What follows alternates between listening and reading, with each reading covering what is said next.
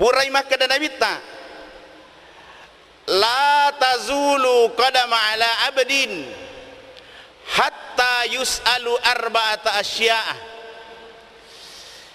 Matur ya sorimun rinna fu Allah ta'ala purade na akka iajena atanna fu Allah ta'ala poleri pada masyar sangadinna ritanaiwi apa persoalan. Akan ditanya tentang 4 persoalan. Nomor sidi an umrihi fima afnahu, yaro umurumu kegai mu pakai guna. Jadi natanai kitu fu Allah ta'ala matu natanai ki fu Allah ta'ala maka da kegai pakai guna umuru ta ya umuru malolomu tegai mu pakai guna, umuru matuamu kegai mu pakai guna. Nah sebab yaro umuru ko iritai hak desa na Nabi Muhammad sallallahu alaihi wasallam maka ditu Nabi likulli syai'in hasadun wa hasadu ummati baina sittina wa sab'ina.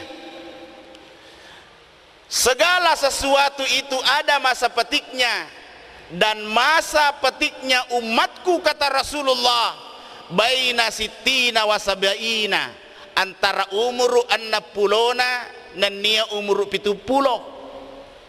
Ya tatana ini aleta siaga umur ta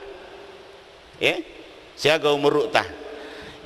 Jadi ero 50 esera umurna 10 si diulang 3 minggu si minggu mani baina sittina wa sab'ina, antara umur 60 tahun sampai 70 tahun umurna ummakku nasa Nabi Muhammad sallallahu alaihi wasallam. Ia mua nareko angkalap bipole rikwero itu adalah bonus.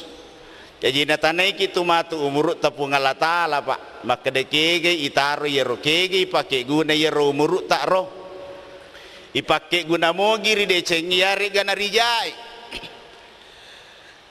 egana umur na wereki pung Allah ta'ala. Kira-kira manfaatnya untuk kebaikan itu lebih banyakkah atau lebih sedikitkah? Itu yang